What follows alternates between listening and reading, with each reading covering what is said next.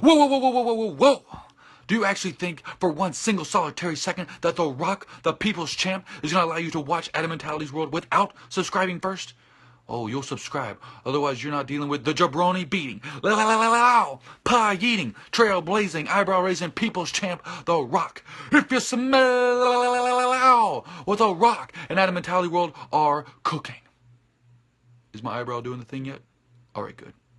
What's up, everybody? Welcome back to Adam Mentality World. Thank you for joining me today. Don't forget to like, comment, subscribe, and do all that fun, happy stuff, especially subscribe. This is the Battleground results video, not predictions, because it already happened. I'm going to get 100% right now because I know exactly what happened.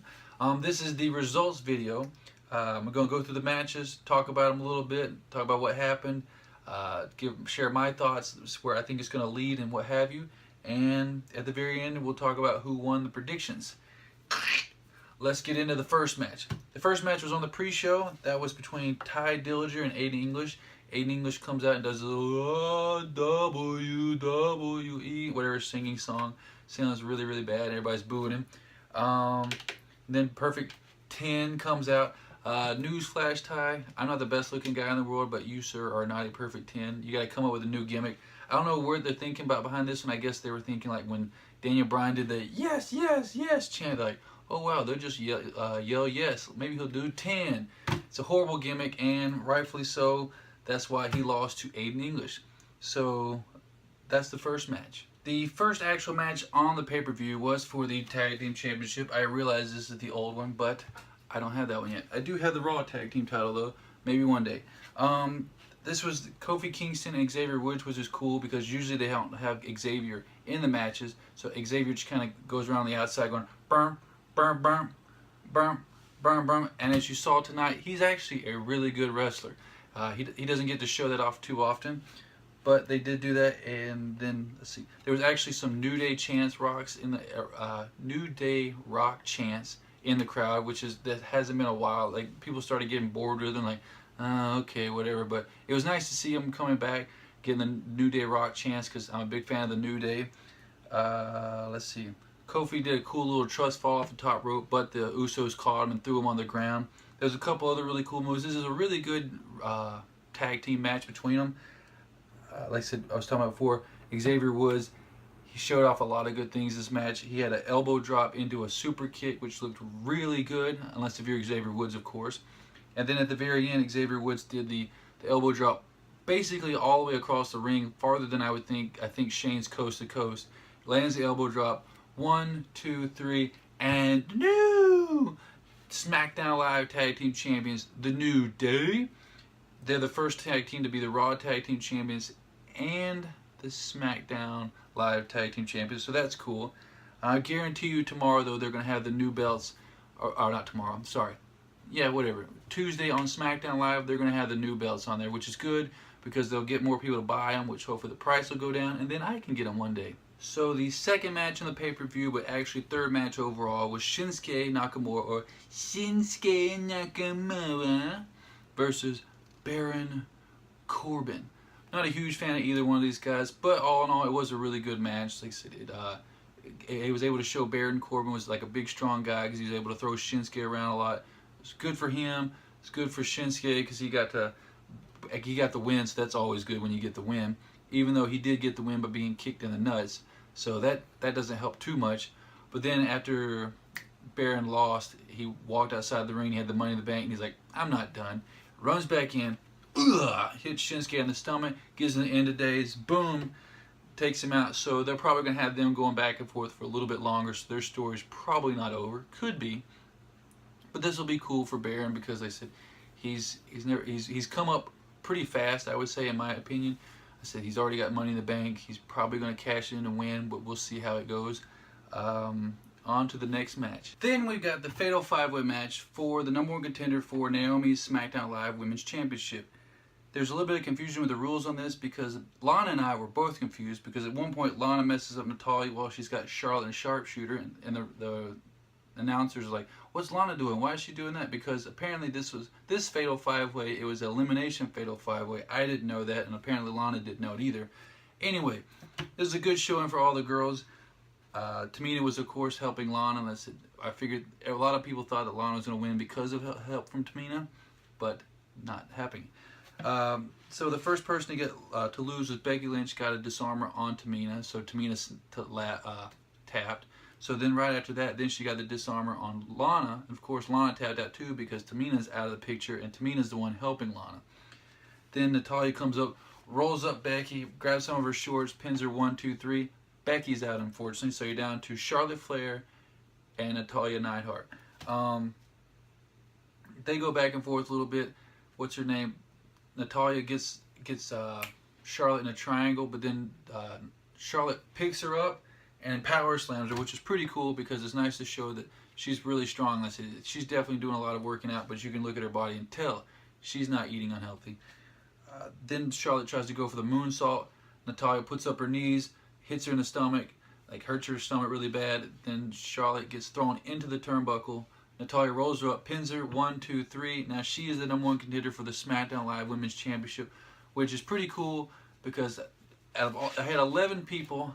11, if you didn't know what numbers were. I had 11 people do their predictions on this. Not a single person picked Natalya for this, and she's been around for probably longer than any of them. She's put in her time. She's kind of pushed to the back because she's not the best looking, let's be honest. If she looked like Lana or any of the other ones, Charlotte or whatever, she'd get pushed up towards the top. But since she doesn't, she gets kind of pushed back and like, oh yeah, you're a really good worker, but you're never going to get the title. Doesn't mean she's going to get the title from Naomi, but at least she's the #1 contender. She's doing better than the rest of them right now, which is good. I said nobody predicted it, and she won, so I give this one 2 thumbs up for the match. Our next match was for the United States Championship. It was versus AJ Styles versus Kevin Owens. AJ Styles was the champion. This is, of course, a really good match because everybody thinks AJ Styles is great, and so is Kevin Owens, which is crazy because AJ Styles is pretty old. Kevin Owens has got a little bit of a gut, but these guys can put on matches, and they're really good together. No real blowout parts. Like I said, the whole thing was an amazing match. There was a couple cool parts. I said Kevin Owens had AJ Styles on his shoulders, and he threw him into the ref, and that was towards the end of the match. And then AJ Styles gets Kevin Owens in the cab crusher, and he's about to submit him. And Kevin Owens rolls him over, get him in the crossface, Chris Benoit's old move. Then AJ Styles rolls him over, gets him in the crossface, and the ref is finally coming to.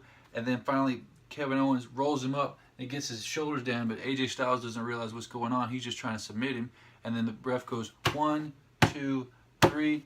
AJ Styles loses by pinfall, but he didn't know what was going on because all of a sudden he's like, and new United States Champion Kevin Owens. He's confused because he thought that Kevin Owens submitted, but he didn't submit. He got rolled up in the pin because both his shoulders were touching the ground. So that's really good on Kevin Owens' part. Better luck next time, AJ Styles. I'm sure he'll probably win the U.S. Championship again. But what I would really like to see is him going back for the World Heavyweight title. That would be cool. And the next match was the Cena versus Rusev in the flag on a pole match, or as I like to call it, Cena buries Rusev again match. I still know why Rusev has to fight Cena all the time and then lose to him. It stinks because Rusev's a really good wrestler. He's hilarious. He could be World Heavyweight Champ, but instead they have him going against John Cena, who's probably going to retire WrestleMania this year, and just keeps losing. It drives me crazy. I don't know why they do that. Anyway, into the match. They're going back and forth, but the whole thing is you have to get the flag off the pole, take it all the way to the top, put it in the stand, and then you win. So once they get the flags up into that general area, then Rusev sets up 2 tables next to John Cena's stand or stairs, and you're like, oh, I know exactly what's going to happen now, but we'll just let it play out and see what happens. So Rusev, at one point, Rusev has his flag, and he's getting ready to put it in the thing, and of course John Cena's like, no, you can't do it, and then they gets it away from him. Then, towards the very end, Rusev super kicks John Cena, goes for the accolade again, but John Cena, of course, picks him up, gets him in the attitude adjustment position, walks up the stairs, attitude adjustment, through the 2 tables, goes down, grabs his flag, plants it in there, and he wins. This drives me crazy. Once again, like I said, if you at one point Cena was about dead, and he goes from being super kicked and then the accolade to picking up attitude adjustment, doing all that kind of stuff. This is why people hate John Cena. Next segment was the Breezango X-Files thingy. Like I said, this used to be funny, but now it's just plain stupid. And if you ask me, like I said, it stinks because like I like backstage things, but it's gotta be funny, it's gotta have chemistry, it's gotta go on. Like I said, at one point they thought the Ascension were the people who were beating them up. and doing all kinds of stuff and cutting off the horse head and putting it in there, but it wasn't, so this went nowhere. Next match was pretty much a replay from SmackDown. They had Sami Zayn versus Mike Kanellis. Mike won on SmackDown. I predicted Sami was going to win this one, and I was right. Maria tried to mess him up, but like I said, that didn't happen. Then he got him in the exploder into the turnbuckle. Then he comes up, haluva kick, boom, pins him, 1, 2, 3. Sami Zayn wins. The very last match of the night was for the WWE World Heavyweight Championship. It's up there, you can't see it, but it doesn't matter. It was between, of course, Orton and Jinder Mahal, and it did exactly like I said. They called for the ref to open the gate. They got 60 seconds, and they're like, and close. 60 seconds and close, and they finally got to where there's like one door left. Jinder Mahal got pulled out by the Singh brothers, so he's through the first stage. Now Randy Orton has to climb up the thing. It was right after an RKO, so of course Jinder Mahal was loopy and everything, so Randy Orton had time to climb up the first cage. While he's doing that, Jinder's climbing the second one. Randy comes over, jumps over. I think they did that in one of the two other Punjabi prison matches. I said it was all right, whatever. I said the only really cool part of this whole match was the fact where Randy Orton punched one of the Singh brothers and he fell like 10, 15 feet onto the table. The camera angle was great. Went through the announcer's table, perfect. So Orton finally gets rid of all, like the two Singh brothers. Jinder's down. Orton starts to climb up. He's getting up there, and all of a sudden you hear the doom, doom, doom music.